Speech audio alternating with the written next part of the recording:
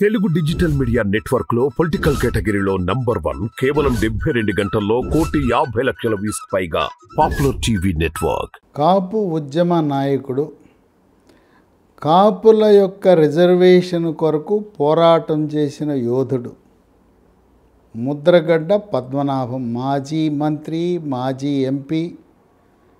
ఆయన స్వగ్రామమైన తూర్పుగోదావరి జిల్లా పత్తిపాడు నియోజకవర్గం కిర్లంపూడి గ్రామానికి తన యొక్క హితులను, సన్నిహితులను, కాపు సంఘాల నేతలను, శ్రేయోభిలాషులందరినీ కూడా జనవరి 1న రమ్మని ఆహ్వానించాడు. ఈ ఆహ్వానంలో ఆంతర్యం ఏంటంటే, ముద్రగడ్డ పద్మనాభం లాంఛనంగా వైఎస్ఆర్సీపీ పార్టీలో చేరబోతున్నాడు. చేరే ముందు తనని అభిమానించే వాళ్ళందరితో సంప్రదించి చేరదామనే అభిప్రాయంతో జనవరి 1న సమావేశం అవుతున్నాడు. చేరిక అనేది 2వ తారీఖు లేదా జనవరి 1వ వారంలో దాదాపుగా వైఎస్ఆర్సీపీ పార్టీలో చేరటం ఖరారు. ఇప్పటికే తూర్పుగోదావరి, ఉభయ గోదావరి జిల్లాల పర్యవేక్షకుడుగా ఉంటున్న మిథున్ రెడ్డి, వైవి సుబ్బారెడ్డి పలుమార్లు ముద్రగడ్డ పద్మనాభంతో చర్చలు జరపడం విశేషం. వైఎస్ఆర్సీపీ పార్టీ ప్రముఖ కాపు నాయకుల కోసం వేటాడుతూ ఉంది. ఇప్పుడు జనసేన పార్టీ హవాతో ఆంధ్రప్రదేశ్ రాష్ట్రంలో ఉండే కాపు, బలిజ, తెలగ, ఒంటరి, తూర్పు కాపు, మున్నూరు కాపు ఈ కులాలన్నీ ఐక్యంగా జనసేన పార్టీ, తెలుగుదేశం పార్టీకి మద్దతుగా ఓటు వేస్తే వైఎస్ఆర్సీపీ పార్టీ గెలుపు కష్టతరమని భావించి రాయలసీమలో బలిజ వర్గాలకు, ఆంధ్ర ప్రాంతంలో కాపులకు ఎరవేయాలి, ప్రముఖ నాయకులను వైఎస్ఆర్సీపీ పార్టీలో చేర్చుకుని వాళ్ళకి సీట్లు ఇవ్వాలనే ఆలోచనలో వైఎస్ఆర్సీపీ పార్టీ అడుగులు వేస్తూ ఉంది. ఇక్కడ ముద్రగడ్డ పద్మనాభం చిన్న కుమారుడు. ఆయన పేరు చల్లారావు. ఆయన గిరి అని పిలుస్తారు. ఈయన అమెరికాలో ఎంఎస్ చేసి ప్రస్తుతం ఇక్కడ వ్యాపారంలో ఉన్నాడు. ముద్రగడ్డ పద్మనాభం ఆయన చిన్న కుమారుని రాజకీయంలో తీసుకురావాలనే ఆలోచన ఉంది. ముద్రగడ్డ పద్మనాభం ఆయన కూడా పోటీ చేయాలనే ఆలోచనలో ఉన్నాడు. వీళ్ళు ముద్రగడ్డ కుటుంబం పిఠాపురం మీద కన్నేసింది. వైఎస్ఆర్సీపీ పార్టీనేమో పిఠాపురం ఇప్పటికే కాకినాడ లోక్సభ సభ్యురాలుగా ఉన్న వంగా గీతని ఖరారు చేసింది. అక్కడ పిఠాపురంలో ఉండే పెండెం దొరబాబుకి నీకు సీట్ ఇవ్వమని చెప్పిన తరుణంలో అక్కడుండే సిట్టింగ్ వైఎస్ఆర్సీపీ పెండెం దొరబాబు జనసేనలో ప్రవేశించి ఆయన తూర్పుగోదావరి జిల్లాలో ఏదో ఒక నియోజకవర్గంలో పోటీ చేయాలి, వీలైతే పిఠాపురం నుంచే పోటీ చేయాలి, జనసేన పార్టీ తరఫున నిశ్చయించుకున్నాడు. దొరబాబును తొలగించి అక్కడ ఈయన జనసేన అధినేత పోటీ చేస్తాడనే సమాచారంతో వంగా గీతను తెచ్చిపెడుతున్నారు వైఎస్ఆర్సీపీ పార్టీ వాళ్ళు. ఎంత అడిగినా ముద్రగడ్డ పద్మనాభానికి మీరు పిఠాపురం వదిలేయండి, ముద్రగడ్డ పద్మనాభాన్ని కాకినాడ ఎంపీగా పోటీ చేయమంటున్నారు. ఆయన గతంలో 99లో తెలుగుదేశం పార్టీ తరఫున ఎంపీగా గెలిచాడు. కాకినాడ లోక్సభ పరిధిలో ఉండే 7 శాసనసభల్లో కూడా కాపు సామాజిక వర్గ ఆధిక్యత ఉన్నది. అక్కడ ఎవరు గెలిచినా కాకినాడ లోక్సభ అంటే ఏ పార్టీ అయినా కాపు సామాజిక వర్గం వాళ్ళకే సీట్ ఇవ్వాలి. ఆయన ససిమేర అంటున్నాడు, ముద్రగడ్డ నేను పిఠాపురంలో పోటీ చేస్తానంటున్నాడు. ఆ పిఠాపురం సీటు వంగా గీతకి దాదాపు ఖరారే. సరే, కుమారుడు భవిష్యత్తుకు వస్తే కుమారుడు గిరి, ఈయన్ని పత్తిపాడు నియోజకవర్గంలో పోటీ చేయించాలనే ఆలోచన ఉంది. దీనికి వైఎస్ఆర్సీపీ జగన్మోహన్ రెడ్డి కూడా అనుకూలంగానే ఉన్నాడు. వీళ్ళు కుటుంబానికి 2 ఎమ్మెల్యే సీట్లు అడుగుతున్నారు. Mudragada Padmanabham Pithapuram seat, assembly seat, కుమారుడికి పత్తిపాడు. సూత్రప్రాయంగా పత్తిపాడు కుమారుడికి ఇవ్వడానికి అంగీకరించారు. ఇప్పటికే అక్కడ సిట్టింగ్ ఎమ్మెల్యేగా ఉన్న పర్వత పూర్ణచంద్ర ప్రసాద్కి చెప్పేశారు, నీకు ఇవ్వటం లేదు, నీ దారి నువ్వు చూసుకోవచ్చు, ఉంటే పార్టీ గెలిచిన తర్వాత ఏదైనా మంచి నామినేటెడ్ పదవి ఇస్తామని చెప్పారు. పత్తిపాడు నియోజకవర్గంలోనే ఉండే ప్రముఖ వైఎస్ఆర్సీపీ నాయకులు జానకి, పరుపుల సుబ్బారావు, వాళ్ళు కూడా సీటు కోసం ప్రయత్నిస్తున్నారు. వాళ్ళిద్దరిని కూడా పరిశీలనలోకి తీసుకునే అవకాశం లేదు. అయితే తెలుగుదేశం పార్టీ తరఫున పత్తిపాడులో దివంగత నేత పరుపుల రాజా భార్య సతీమణి పరుపుల సత్యప్రభకు సీటు హామీ ఇచ్చారు చంద్రబాబు నాయుడు. పరుపుల రాజా పట్ల సానుభూతి ఉంది. అధికార పార్టీ వైఎస్ఆర్సీపీ పార్టీ వేధింపుల వల్ల గుండెపోటు వచ్చి మరణించేవాడు. ఆయనపై అక్రమ కేసులు బనాయించి జైలులో పెట్టాలనే ప్రయత్నం చేయటం వల్ల మానసిక వ్యధ వల్ల మరణించాడని పత్తిపాడులో ఉండే ప్రజలలో సానుభూతి ఉంది పరుపుల సత్యప్రభ పట్ల. ఇక కాకినాడ ఎంపీ నిలబడండి అంటే ముద్రగడ్డ శశిమేర అంటున్నాడు. ఆయన ఆలోచన, మీరు పిఠాపురం ఇవ్వకపోతే నేను కాకినాడ ఎంపీ పోటీ చేయను, నేను రాష్ట్రమంతా తిరిగి ప్రచారం చేస్తాను, నా కుమారుణ్ణి పత్తిపాడులో గెలిపిస్తాను, తదుపరి నన్ను రాజ్యసభకు పంపే ఆలోచన చేయమని చెప్పి ఆయన కోరుతున్నాడు. వైఎస్ఆర్సీపీ పార్టీ ఒక చక్కటి డైలాగ్ చెప్పింది, మీరు అన్కండిషనల్గా వైఎస్ఆర్సీపీ పార్టీలో చేరండి ముద్రగడ్డ, మీకు అన్లిమిటెడ్ వెయిటేజీ, అన్లిమిటెడ్ ఛాన్సెస్ ఉంటాయి అని చెప్పారు. అంటే వైఎస్ఆర్సీపీ పార్టీలో షరతులు లేకుండా చేరితే అసంఖ్యాకమైన అవకాశాలు, మీరు ఊహించని రీతిలో ఈ పార్టీ మీకు అవకాశం కల్పిస్తుందని ఒక డైలాగ్ చెప్పారు. అయితే ఆయన మీద ఒక నిష్ఠూరం అభాండం కూడా ఉంది. కాపు ఉద్యమ నాయకుడైతే కాపుల రిజర్వేషన్ అనే అంశం మీద నువ్వు లేవనెత్తితే కాంగ్రెస్ పార్టీ అధికారంలోనూ వైఎస్ఆర్సీపీ పార్టీ అధికారంలో ఉన్నప్పుడు నీవు రిజర్వేషన్ల గురించి ఎందుకు పోరాటం చేయలేదు? రాజశేఖర రెడ్డి ముఖ్యమంత్రిగా ఉన్న సమయంలో పోరాటం లేదు. 2014లో చంద్రబాబు నాయుడు ముఖ్యమంత్రి అయిన తర్వాత తెలుగుదేశం పార్టీ అధికారంలో ఉన్నప్పుడు మాత్రమే నీకు కాపుల రిజర్వేషన్ గుర్తొచ్చిందా? మరి అదే రిజర్వేషన్ కోసం 2019 తర్వాత ఎందుకు ఉద్యమించలేదు? 2014కు ముందు నువ్వు గతంలో కాంగ్రెస్ ప్రభుత్వాలను ఎందుకు ప్రశ్నించలేదు?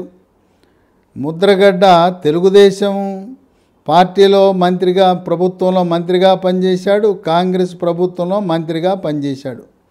నువ్వు మంత్రిగా ఉన్నప్పుడు నువ్వు కాపుల రిజర్వేషన్ కొరకు ఏం చేశావు అని చెప్పి కాపు సామాజిక వర్గం నుండి నేతలే ప్రశ్నిస్తున్నారు. ఈయన ఈ ముద్రగడ్డ పద్మనాభం ఆయనకి అలిగే గుణం ఎక్కువ ఉంది. ప్రతి చిన్నదానికి అలుగుతాడు. కాపు సంఘ నేతలేదో ఆయనపై అభాండాలు వేశారని కాపు ఉద్యమ నేతగా రాజీనామా చేశాడు. ఇప్పుడు కూడా ఆయన వైఎస్ఆర్సీపీ హైకమాండ్కి స్పష్టత ఇచ్చాడు, అయ్యా నా దగ్గర డబ్బులు లేవు, అంతా మీరే ఖర్చు పెట్టుకోవాలి అన్నాడు.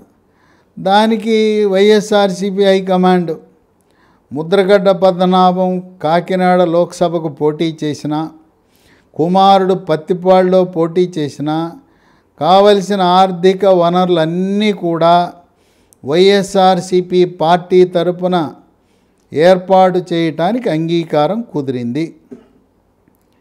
ముద్రగడ్డ పద్మనాభం ఆయన ఒక రాజకీయ కుటుంబం నుంచి వచ్చిన వ్యక్తి. ఈయన తండ్రి వీర రాఘవరావు. ఈ వీర రాఘవరావు కిర్లంపూడికి ఆనాడు మున్సబ్బులు కర్ణాలు ఉన్న రోజుల్లో కిర్లంపూడి గ్రామానికి మున్సబ్గా ఉండేవాడు. చాలా దర్పంగా హుందాగా ఉన్నాడు. ఆయన 1962లో 67లో ముద్రగడ్డ పద్మనాభం తండ్రి వీర రాఘవరావు ఇండిపెండెంట్గా ఎమ్మెల్యేగా గెలిచాడు. ఆయన సాన్నిహిత్యం ఆనాటి ఆంధ్రప్రదేశ్ ఉమ్మడి ఆంధ్రప్రదేశ్ ముఖ్యమంత్రి నీలం సంజీవరెడ్డి, తదుపరి రాష్ట్రపతి అయ్యాడు నీలం సంజీవరెడ్డి. ఆ నీలం సంజీవరెడ్డి ఈయన చాలా దగ్గర సన్నిహిత ఆప్తులు, స్నేహితులు కూడా. ఎంతో ఇష్టపడుతుండేవాడు నీలం సంజీవరెడ్డి ముద్రగడ్డ వీరరాఘవరావుని. 1977లో ముద్రగడ్డ పద్మనాభం తండ్రి అకాల మరణం తర్వాత రాజకీయ బాధ్యతలు నెత్తి మీద ఎత్తుకున్నాడు ముద్రగడ్డ పద్మనాభం. ముద్రగడ్డ పద్మనాభం ఆయన ఇప్పటివరకు 5 పార్టీల్లో పనిచేశాడు. ఇప్పుడు వైఎస్ఆర్సీపీ పార్టీలో చేరితే 6వ పార్టీ. ఆయన రాజకీయంగా 1978లో జనతా పార్టీ నుంచి గెలిచాడు. అక్కడ పత్తిపాడు నుంచి జనతా పార్టీలో గెలిచాడు. ఇందిరాగాంధీ ఎమర్జెన్సీ పెట్టిన తరుణంలో 75-77 మధ్యలో ఎమర్జెన్సీ పూర్తయిన తర్వాత ఆనాడు జయప్రకాష్ నారాయణ ఆధ్వర్యంలో ఏర్పడిన జనతా పార్టీ తరఫున శాసనసభ్యుడిగా గెలిచాడు. 78 నుంచి శాసనసభ్యుడిగా పనిచేసి ఎన్టీ రామారావు తెలుగుదేశం పార్టీ పెట్టిన తర్వాత తెలుగుదేశం పార్టీలో చేరాడు. తెలుగుదేశం పార్టీలో 83లో 85లో 2 సార్లు శాసనసభ్యుడిగా గెలిచాడు. ఈయన ముద్రగడ్డ పద్మనాభం 4 సార్లు శాసనసభ్యుడిగా, 1 సారి ఎంపీగా, కాంగ్రెస్లోనూ తెలుగుదేశంలో ఎన్టీఆర్ క్యాబినెట్లో మంత్రిగా కూడా పనిచేశాడు. 85 నుంచి ఎన్టీఆర్తో పాటు క్యాబినెట్ మంత్రిగా కూడా, ఎక్సైజ్ శాఖ మంత్రిగా కూడా పనిచేశాడు. 88లో ఎన్టీ రామారావు క్యాబినెట్ని మొత్తం రద్దు చేసేసాడు. రద్దు చేసి అందరినీ కొత్త వారిని పెట్టుకున్నారు. పాత మంత్రులందరినీ తొలగించాడు. అప్పటి వరకు ఎన్టీఆర్ క్యాబినెట్లో ఉన్న ముద్రగడ్డ పద్మనాభం ఈయన్ని తొలగించుతున్నాడని తెలిసే రాజీనామా చేశాడు. రాజీనామా చేసి ప్రజారక్షణ సమితి అని ఒక పార్టీ పెట్టాడు. ఆ ప్రజారక్షణ సమితి నడుపుతూ ఉండగా క్యాబినెట్ నుంచి తొలగించబడిన మరికొంతమంది మంత్రులు, రాయలసీమ నుంచి కేఈ కృష్ణమూర్తి, తెలంగాణ నుంచి ప్రస్తుత కాంగ్రెస్ సీనియర్ నేత జానారెడ్డి, కృష్ణా జిల్లాకు చెందిన వసంత నాగేశ్వరరావు, వీళ్లతో కలిసి ప్రజారక్షణ సమితి పార్టీని మూసేసి తెలుగునాడు అనే పార్టీ పెట్టారు 1988లోనే. అది ఎక్కువ కాలం నడవలా, ప్రజాబాహుళ్యంలోకి వెళ్ళలేదు. అటువంటి సమయంలో ముద్రగడ్డ పద్మనాభం రాజీవ్ గాంధీతో పరిచయమై రాజీవ్ గాంధీని కిర్లంపూడికి 1988లో ఆహ్వానించాడు. ఆహ్వానించిన తర్వాత రాజీవ్ గాంధీ ముద్రగడ్డని మీరు కాంగ్రెస్ పార్టీలో చేరండి, మీకు ఎమ్మెల్యే సీట్ ఇస్తామంటే 1989 ఎన్నికల్లో కాంగ్రెస్ పార్టీ తరపున పోటీ చేసి ఎమ్మెల్యేగా 89 నుంచి 94 మధ్య ఉన్న కాంగ్రెస్ ప్రభుత్వంలో మంత్రిగా పనిచేశాడు. 89లో కూడా పత్తిపాడు ప్రజలు ఆయన్ని కాంగ్రెస్ పార్టీ తరపున గెలిపించారు. అంటే అదే పత్తిపాడు ప్రజలు 78లో జనతా పార్టీ తరపున గెలిపించారు, 83, 85లో తెలుగుదేశం పార్టీ తరపున గెలిపించారు. మళ్ళీ 89 వచ్చేసరికి అదే ప్రజలు కాంగ్రెస్ పార్టీ తరపున గెలిపించారు. 94 వచ్చేసరికి మళ్ళీ అదే కాంగ్రెస్ పార్టీ తరఫున పత్తిపాడు నియోజకవర్గం నుంచి పోటీ చేశాడు. ఈ పత్తిపాటు ప్రజలు 94లో ఆయన్ని ఓడించారు. ఓడిస్తే ముద్రగడ్డ పద్మనాభానికి కోపం వచ్చింది. మా తండ్రి 62, 67 2 సార్లు, నేను 4 సార్లు మీకు సేవ చేస్తే నన్ను ఓడిస్తారా? నా జన్మలో, నా కంఠంలో ప్రాణం ఉండగా నేనెప్పుడు పత్తిపాడు నియోజకవర్గంలో పోటీ చెయ్యను కాక అని శపథం పట్టాడు 1994లో. 94లో ఓటమి చెందిన తర్వాత ఏం చేయాలో తెలవక ఆయనకు భారతీయ జనతా పార్టీలో చేరాలనే కోరిక కలిగింది. చేరాడు. భారతీయ జనతా పార్టీలో చేరడానికి ఆయన కృష్ణంరాజు, సినీ నటుడు కృష్ణంరాజు ఆహ్వానించాడు. సినీ నటుడు కృష్ణంరాజు కాకినాడ లోక్సభ నుంచి బీజేపీ తరఫున గెలవడానికి సహకరించాడు. 94 నుంచి 4 సంవత్సరాల పాటు భారతీయ జనతా పార్టీలో ముద్రగడ్డ పద్మనాభం పనిచేశాడు. ఆర్ఎస్ఎస్లో చేరాడు. ఆర్ఎస్ఎస్లో ఉదయం పూట జరిగే శాఖలకు కూడా హాజరయ్యేవాడు. ఆర్ఎస్ఎస్ కార్యకలాపాల్లో నిమగ్నమై ఉండేవాడు. నిబద్ధతతో ఒక విశిష్టమైన బీజేపీ ఆర్ఎస్ఎస్ కార్యకర్తగా పనిచేశాడు. 1999 వచ్చేసరికి చంద్రబాబు నాయుడు మళ్ళీ పాత మిత్రుడిని, ఎందుకంటే చంద్రబాబు నాయుడు ముద్రగడ్డ పద్మనాభం ఇద్దరు కూడా క్యాబినెట్లో కలిసి మంత్రులుగా పనిచేశారు. రండి పద్మనాభం గారు అని చెప్పి ఆహ్వానిస్తే 1999లో కాకినాడ లోక్సభకు పోటీ చేసి కాకినాడ లోక్సభకు తెలుగుదేశం పార్టీ తరఫున విజయం సాధించి పార్లమెంట్లో అడుగుపెట్టాడు. మళ్ళీ అదే నియోజకవర్గం నుంచి 2004లో కాకినాడ లోక్సభలో పోటీ చేసి తెలుగుదేశం పార్టీ తరఫున ఓటమి చెందాడు. ఇక 2004లో ఓటమి చెందిన తర్వాత వైఎస్ రాజశేఖర రెడ్డి ముద్రగడ్డ పద్మనాభాన్ని ఆహ్వానించాడు. ముద్రగడ్డ గారు కాంగ్రెస్ పార్టీలోకి రండి, మీరు 2009లో పోటీ చేద్దరు కానీ అని చెప్పి ఆయన ఆహ్వానించాడు. వైఎస్ రాజశేఖర రెడ్డితో మాట్లాడినప్పుడు ఒకటే చెప్పాడు, నేను పత్తిపాడు ప్రజలకు ఎంతో సేవ చేశాను, నన్ను 1994లో అవమానపరిచారు, ఓడించారు, మా తండ్రి 2 సార్లు, నేను 3 సార్లు 5 సార్లు మేము సేవ చేస్తే కనుక నేను ఎట్టి పరిస్థితుల్లో పత్తిపాడు నియోజకవర్గంలో పోటీ చేయనంటే చేయను కాక అన్నాడు. అప్పుడు 2009 ఎన్నికల్లో వైఎస్ రాజశేఖర రెడ్డి, మీరు పత్తిపాడు వద్దు, పిఠాపురం వెళ్ళి పోటీ చేయండి, పిఠాపురంలో కాపు సామాజిక వర్గం వాళ్ళు చాలామంది ఉన్నారు, అధికంగా ఉన్నారు, ఓటర్లంతా కూడా కాపులే అని చెప్పి పంపించాడు. కానీ 2009లో పిఠాపురం ప్రజలు ఓటర్లు కూడా ముద్రగడ్డ పద్మనాభాన్ని కాంగ్రెస్ పార్టీ తరఫున తిరస్కరించారు, ఓడించారు. ఇక అప్పటి నుంచి 2009 నుంచి రాజకీయాలకు దూరంగా ఉంటూ వచ్చాడు. ఇక అప్పుడప్పుడు కాపులకు రిజర్వేషను అప్పుడప్పుడు మాట్లాడుతూ వచ్చాడు. చంద్రబాబు నాయుడు 2014లో అధికారంలోకి వచ్చినాక ఊపందుకున్నాడు. కాపు రిజర్వేషన్ అన్నాడు. 2016 జనవరి 31న ఆంధ్రప్రదేశ్ రాష్ట్రం ఉమ్మడి 13 జిల్లాల్లో ఉండే కాపు, బలిజ, తెలగ, ఒంటరి, తూర్పు కాపు, మున్నూరు కాపు నాయకులను, కార్యకర్తలను అందరినీ కూడా ఒక సభ పెట్టాడు. తుని దగ్గర కొత్తూరు అనే బహిరంగ ప్రదేశంలో, ఆ గ్రామం పక్కనుండే బహిరంగ ప్రదేశంలో సభ పెట్టాడు. దానికి కాపు ఐక్య గర్జన సభ అని పెట్టాడు. సభ జరుగుతుండగానే ముద్రగడ్డ గారికి ఆవేశం వచ్చింది. మన కార్యాచరణ ఇప్పుడే ప్రారంభం కావాలి, ఇంతమంది వచ్చారు కదా, వేలాది మంది వచ్చారు, మనం ఇప్పుడే ప్రారంభిద్దాం, రాస్తా రోకో చేద్దాం, రైలు రోకో చేద్దాం, పదండి అని చెప్పి సభను మధ్యలో నిలుపుదల చేసి రోడ్డు ఎక్కేశారు. కొంతమంది రైల్వే ట్రాక్ ఎక్కేశారు. వైజాగ్ నుంచి వస్తున్న రైలుకి నొప్పు పెట్టేశారు. ఆవేశం.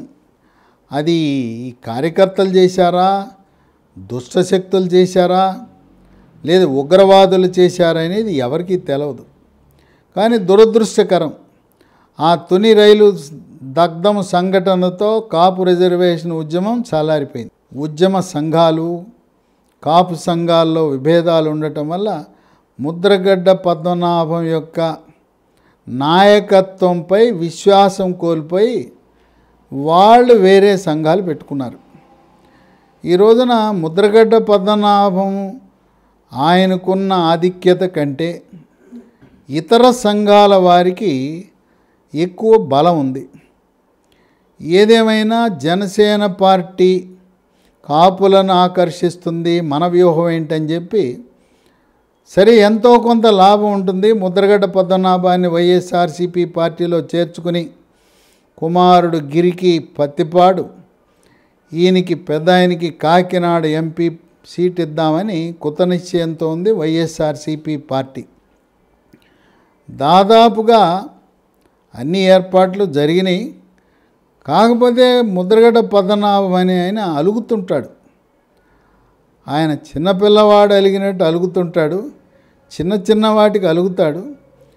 కనుక జనవరి మొదటి వారంలో వైఎస్ఆర్సీపీ పార్టీ కండవా కప్పుకునే వరకు ఆయన ఎప్పుడు ఎలా ఎటువంటి నిర్ణయం తీసుకుంటాడో తెలవని పరిస్థితి. అయితే ఆర్థిక వనరులు అయితే లేవు. ఏ పార్టీ వాళ్ళు ఆయనకి సీట్ ఇచ్చినా ఆ పార్టీ వాళ్ళే ఖర్చు పెట్టుకోవాలి. కుమారుడు వ్యాపారం చేస్తున్నా ఆ వ్యాపారంలో లభించిన ఆ ప్రాఫిట్తో ఈరోజు రాజకీయం చేసే పరిస్థితి లేదు.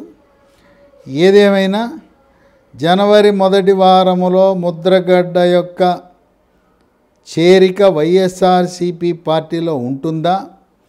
ఉంటే జగన్మోహన్ రెడ్డి ఆయన్ని కాకినాడ లోక్సభకు ఒప్పించగలడా అనేది ప్రశ్నార్థకమే.